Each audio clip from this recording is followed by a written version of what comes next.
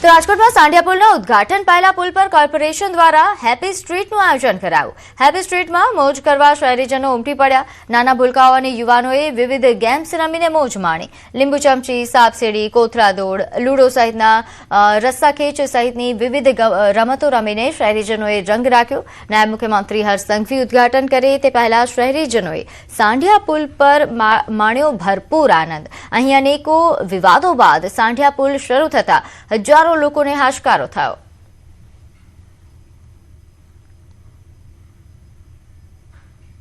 આગળ વાત કરીએ ગીર સોમનાથમાં ધારાસભ્ય ભગવાન બારડ ગરજ્યા। કોઈનું નામ લીધા વિના જ કર્યા આકરા પ્રહારો। ભગવાન બારડનું કામ હોય તો લોકોને આવતા અટકાવાય છે। પાણી, ડેમ, રોડના કામમાં રાડો નાખવાનો ઉલ્લેખ કર્યો। પક્ષના જ વ્યક્તિ પર પ્રહારો કરતા હોય તેવી ચર્ચા। સન્માન સમારોહમાં મંચ પરથી તેઓ ગરજ્યા હતા। તાલુકા જિલ્લાની ચૂંટણીમાં 2027 ની લડાણી તાલાડાની ચૂંટણી બોલભાઈ એને ખબર નથી કે ભગોભાઈ બારડ જે કોઈ પદ આપ્યું ને એનું નથી, આની અંદર એવું એ જવાનું નથી। કેમ ભાઈ ભગાભાઈ બારડ બોલાવે એટલે ગોવિંદભાઈ મોટામાં મોટું કઈ વિસ્તાર માટે કામ લઈ આવું તો કે કરવા નથી દેવાનું, કા તો કે ભગાભાઈ બારડ લઈ આવ્યો છે એ ભાઈ પાણીનું હોય, એ ડેમનું હોય, સારા રસ્તાનું હોય। સુરત બાદ હવે વડોદરામાં ભૂતિયા ડિમોલેશન થયાનો દાવો છે। ડેસરના મેરાકુવા ગામે રાતડિયા નજીક સરદાર આવાસ તોડી પડાયા। લાભાર્થીઓને નોટિસ કે કોઈ પણ જાતની જાણ કર્યા વગર આવાસ તોડી પાડ્યાનો આક્ષેપ છે। વૃક્ષારોપણ કરવા માટે જર્જરિત આવાસો હટાયા હોવાનો દાવો થઈ રહ્યો છે। વીજળી પાણીની સુવિધા ન હોવાથી લાભાર્થીઓ ઘણા સમયથી અહીં રહેતા ન હતા। મેરાકુવા સરપંચે આવાસો તોડી પાડ્યા હોવાનો સ્થાનિકોનો આક્ષેપ। લાભાર્થીઓએ ડેસર તાલુકા પંચાયત કચેરી ખાતે આવેદનપત્ર પાઠવ્યું। આ બાબતે તંત્ર એકબીજા પર ખો આપી રહ્યું છે। સત્તાવાર રીતે કોઈપણ યોગ્ય જવાબ આપવા તૈયાર નથી। 15 વર્ષ પહેલા 19 સરદાર આવાસ બનાવાયા હતા। લાભાર્થીઓ પાસે આવાસ માટે જમીન ન હોવાથી સરકારી પડતર જમીનમાં પ્લોટિંગ કરીને ફાળવવામાં આવ્યા હતા। તો આવાસોના ડિમોલેશનને લઈને હવે વિવાદ સર્જાયો છે। મેરાકુવા ગામે સરદાર આવાસ તોડી પડતા હાલ આ વિવાદ સર્જાયો છે। અહીં તમામ જે સ્થાનિકો છે તેમના દ્વારા હલ્લાબોલ કરવામાં આવ્યો, સૂત્રોચ્ચાર કરવામાં આવ્યો। દાવો છે કે વૃક્ષારોપણ માટે આ જર્જરિત આવાસો હટાવી દેવામાં આવ્યા છે। સરપંચ પર સ્થાનિકો આક્ષેપ કરી રહ્યા છે, જ્યારે સરપંચે પોતાનો હાથ છોડાવી રહ્યા છે। અમે સરદાર આવાસ મંજૂર કરાયેલો, પેલો સરકારી પ્લોટ સાહેબ જોડે લીધેલો, કાભારી આવાસની રચના કરેલી બરાબર, અને આ સરપંચે વગર પૂછ્યા બધું તોડી કાઢ્યું, તોડફોડ કરી નાખી, કોઈ પરમિશન લીધી નહીં। અમારી ઓયડો આવાસની અમને આપેલી તે અત્યારે કને પૂછીને ઓયડો તોડી કાઢી છે। હવે અમારે રહેવું કઈ? મને જાણ કર્યા વગર આવાસ તોડી નાખવામાં આવે છે। અમારી એવી માંગ છે કે અમારો 1919 આવાસ પાછા મળે એવી અમારી માંગ છે। રહેતા હતા પણ લાઇટની પાણીની સગવડ કઈ નથી, એટલે હવે આખે બાખે દેખાય ના ચો રહેવાનું અંધારા। જૂનાગઢના શિક્ષણ જગતમાં ચકચાર મચી। શિક્ષણનો કાળો કારોબાર થતા હોવાનો દાવો। સ્કૂલ અને કોલેજ ગયા વગર પાસ કરી આપવાનો દાવો છે।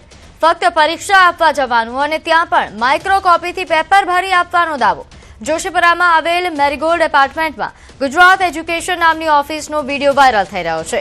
આ વિડીયોમાં ઓફિસના રિસેપ્શનમાં બેસેલ મહિલા દાવા સાથે પાસ કરાવી આપવાની વાત કરે છે।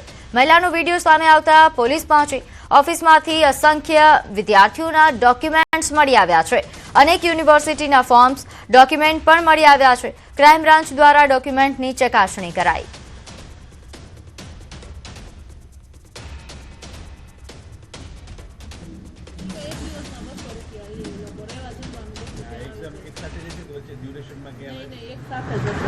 એમ નહીં, જુનાગઢ આપણે અહીંયાની જુનાગઢની ક્યાંય કોલેજ રાખવી હોય તો સુરેન્દ્રનગર સિવાય કઈ ઓપ્શન મળે? સૌરાષ્ટ્ર, રાજકોટ, ત્યાં બધું કારણ કે છેટું થાય ને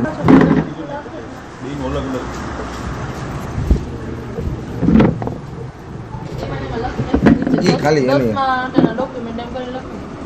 હું 2 વાર તેથી મારી હતી છેલ્લે એ હોય ને કહતા મને જાય આ બે જુનાગઢમાં થઈ જાય ને બેન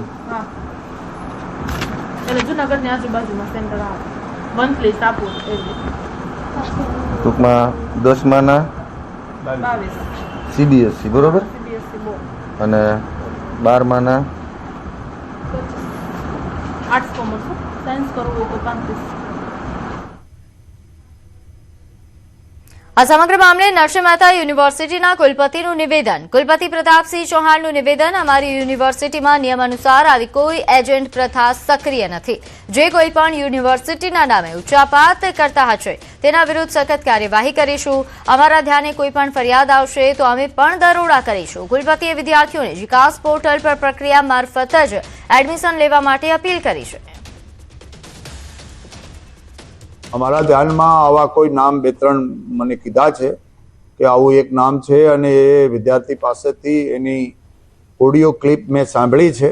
કોણ છે એ મને ખબર નથી, પણ ભક્ત કવિ નરસિંહ મહેતાને લાગે વળગે ત્યાં સુધી જો એ કરતા હશે તો એના ઉપર સખ્તમાં સખ્ત કાર્યવાહી કરીએ અને જો આવા લોકો છે તો એના ઉપર FIR પાડીને પોલીસને જાણ કરવી અને એની જ્યાં કંઈ સંસ્થા કે આવી ચાલતી હોય એના ઉપર થાપા મારવાની પ્રક્રિયા પર યુનિવર્સિટી સત્તામંડળના સદસ્યો જઈને કરશે. જૂનાગઢમાં શિક્ષણના વેપલાનો એક વિડીયો વાયરલ થતા ચકચાર મચી છે. સીધા જ પહેલા દ્રશ્યો બતાવીશ કે જૂનાગઢના જોશીપુરા વિસ્તારમાં આવેલા ગુજરાત એજ્યુકેશન નામની જે ઓફિસ છે મેરીગોલ્ડ એપાર્ટમેન્ટમાં, અને ત્યાં જે ઓફિસ છે આપ જોઈ શકો છો તે ઓફિસની અંદર જે એક વિડીયો વાયરલ થયો છે ને ઓફિસમાં એક મહિલા છે તેઓ દાવો કરે છે કે પૈસા જે અલગ અલગ ધોરણ છે તેના પૈસા આપો અને સ્કૂલે કે કોલેજે જયા વગર જ તમને પાસ કરી આપશું તેવો દાવો સાથેનો વિડીયો વાયરલ થયો, જેના લઈને ચકચાર મચી છે. ક્રાઇમ બ્રાન્ચ અને એસઓજીની ટીમ હાલ સ્થળ પર દોડી આવી છે અને અહીંથી જે ડોક્યુમેન્ટ્સ મળી આવ્યા છે તેની પણ ચકાસણી હાલ કરવામાં આવી રહી છે. વાત એવી પણ સામે આવી છે કે જે ડોક્યુમેન્ટ્સ છે તે વિદ્યાર્થીઓના છે, અસંખ્ય ડોક્યુમેન્ટ્સ છે તે આ ઓફિસમાંથી મળી આવ્યા છે. આ ડોક્યુમેન્ટ્સ આ જે વ્યક્તિ છે જે ઓફિસ ચલાવે છે તેની પાસે ક્યાંથી આવ્યા, શા માટે તેણે ડોક્યુમેન્ટ્સ રાખ્યા છે તે સમગ્ર મામલે હાલ તપાસનો વિષય છે. તપાસ થઈ રહી છે.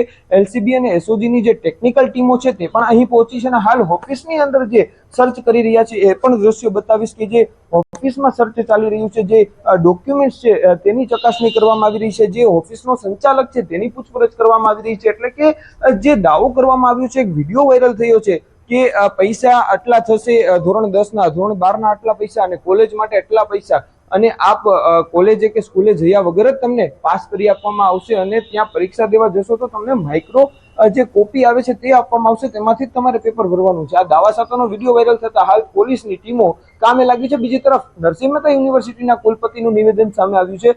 તેણે કહ્યું કે કોઈ પણ યુનિવર્સિટીમાં આવી પ્રથા ચાલતી ન હોય. જો આવી પ્રથા કોઈ પણ સામે આવશે તો તેની સામે કાર્યવાહી કરવામાં આવશે. અમર બખાઈ, ન્યૂઝ 18 ગુજરાતી, જૂનાગઢ. તો બનાસકાંઠા જિલ્લા શિક્ષણ અધિકારીએ એક મહત્વનો પરિપત્ર જાહેર કર્યો. વસ્તી ગણતરીની કોઈ પણ કામગીરી હવે શાળા સમય દરમિયાન નહીં કરી શકાય. આ કામગીરી શાળાના સમય પહેલા અથવા તો સમય પૂરો થયા પછી જ કરવાની રહેશે. શાળા સમય દરમિયાન શિક્ષકોના મોબાઈલ વપરાશ પર સંપૂર્ણ પ્રતિબંધ મૂકવામાં આવ્યો છે. શાળા શરૂ થતાં જ શિક્ષકોએ પોતાના ફોન આચાર્ય પાસે ફરજિયાત જમા કરવાના રહેશે. વિદાય સમારંભ કે વયનિવૃત્તિ જેવા જાહેર કાર્યક્રમો શાળા સમયમાં યોજી શકાશે નહીં. આવા તમામ આયોજનો એ શાળા સમય પછી અથવા તો જાહેર રજાના દિવસે જ કરવાના રહેશે. શાળાના બાળકોના શિક્ષણ કાર્યમાં અવરોધ ન આવે તે માટે આ નિર્ણયો લેવાયા. કલેક્ટર સાહેબની કચેરી ખાતે નિવાસી કલેક્ટર સાહેબ અમારા એમને અમે મળ્યા છીએ અને આ પ્રાથમિક શિક્ષકોની ઓન ડ્યુટી બાબતે વસ્તી ગણતરીનો જે સમય છે એને ફરજનો સમય ગણવા માટેની જે વાત છે એની રજૂઆત આજે અમે કરી છે. એમણે પણ આજે એવું કીધું છે કે કલેક્ટર સાહેબ આવ્યા બાદ અને અમે વડી કચેરીને ચર્ચા કર્યા બાદ આ બાબતમાં શિક્ષકો હેરાન ન થાય એ પ્રકારનો અમે નિર્ણય કરીશું. કે આ બાબતે રાજ્ય કક્ષાએથી એક સરખી એક સૂચના સ્પષ્ટ થાય તો આ પ્રકારના જિલ્લાના અલગ અલગ પ્રકારના પ્રશ્નો ઉદ્ભવે નહીં. એક પરિપત્ર કર્યો છે કે ભાઈ શિક્ષકોએ શાળા સમય પૂર્ણ કરીને જ કામગીરી કરવી, પણ ક્યાંક અંતરિયાળ એરિયામાં ખાસ કરીને બનાસકાંઠા જિલ્લામાં અડાદ, દાંતા આ વિસ્તારોમાં જે વાલીઓ કે ઘર દૂર એક ઘરથી બીજા ઘર અંતરનું પણ 1 કિલોમીટર 2 કિલોમીટરથી વધુ અંતર હોય, શિક્ષકોએ નિયત સમય મર્યાદામાં તેઓ પહોંચી વળતા નથી. વસ્તી ગણતરીની કામગીરીમાં શિક્ષકોને વળતર પણ સરકારશ્રી તરફથી આપવાનું નક્કી કરવામાં આવેલ છે. એટલે શિક્ષકો સારા સમય બાદ વસ્તી ગણતરીની કામગીરી કરે તો શાળાનું શિક્ષણ પણ ન બગડે એ માટે આ પરિપત્ર કરવામાં આવેલ છે. આગળ વાત કરીએ અમદાવાદમાં આગનો બનાવ સામે આવ્યો છે. કચરામાં આગ લાગતા એકનું મોત. અઢોમાં કેમિકલ કંપની પાસે કચરામાં આગનો બનાવ બન્યો. આગની ઘટનામાં એક વ્યક્તિનું મોત થયું છે. કચરાના ઢગલાની આગ પર કાબુ મેળવ્યા બાદ એક વ્યક્તિનો મૃતદેહ મળી આવ્યો. મૃતક વ્યક્તિનું નામ 42 વર્ષીય પ્રતાપ ઠાકોર હોવાનું સામે આવ્યું. ફાયર બ્રિગેડની 5 ગાડીઓએ આગ પર કાબુ મેળવ્યો. પોલીસે અકસ્માતે મોતનો ગુનો નોંધી શરૂ કરી તપાસ. તોઢવ વિસ્તારમાં કેમિકલ કંપની પાસે આગનો બનાવ બન્યો છે, જ્યાં કચરાના ઢગલામાં આગ લાગતા અફરાતફરી મચી હતી. કાબુ મેળવ્યા બાદ વ્યક્તિનો મૃતદેહ મળી આવ્યો છે. હાલ મળતી માહિતી અનુસાર મૃતક 42 વર્ષીય. વધુ વિગત સાથે મારી સાથે સંવાદદાતા ઋત્વિજ જોડાઈ ગયા છે. ઋત્વિજ, આગનો જે બનાવ બન્યો તેને લઈને વિગતવાર માહિતી આપશો. ગત મોડી રાતનો આ બનાવ હતો. લગભગ 12 વાગ્યાની આસપાસ જ્યારે ફાયર બ્રિગેડને જાણ થઈ હતી ત્યારે ફાયર બ્રિગેડની ટીમ છે તે ઘટના સ્થળ પર પહોંચી હતી અને આગ પર કાબુ મેળવ્યો હતો. જોકે જ્યારે આગ પર કાબુ મેળવ્યા બાદ જ્યારે તપાસ કરવામાં આવી હતી તો તેમાંથી એક વ્યક્તિનો મૃતદેહ પણ મળી આવ્યો હતો અને આ સમગ્ર મામલાની જાણ જ્યારે પોલીસને કરવામાં આવી હતી ત્યારે પોલીસ ઘટના સ્થળ પર પહોંચી હતી અને હાલમાં આ સમગ્ર મામલે પોલીસ દ્વારા અકસ્માતે મોતનો ગુનો દાખલ કરીને વધુ તપાસ શરૂ કરવામાં આવી છે અને વધુ કાર્યવાહી શરૂ કરવામાં આવી છે કે આગ કયા કારણોસર લાગી હતી તે અંગે પણ વધુ તપાસ કરવામાં આવશે. જી, આભાર માહિતી આપવા બદલ. તો હાલ જોઈતી સંવાદદાતાએ જણાવ્યું કે આગ કયા કારણોસર લાગી તે અંગે તપાસ હાથ ધરાઈ છે, પરંતુ હાલ મળતી માહિતી અનુસાર આગના બનાવમાં એક વ્યક્તિનો મૃતદેહ મળી આવ્યો છે, જેના મોત બાદ અરેરાટી વ્યાપી છે. કચરાના ઢગલામાં આગનો આ બનાવ બનતા અફરાતફરી મચી હતી. ફાયર વિભાગે આગ પર કાબુ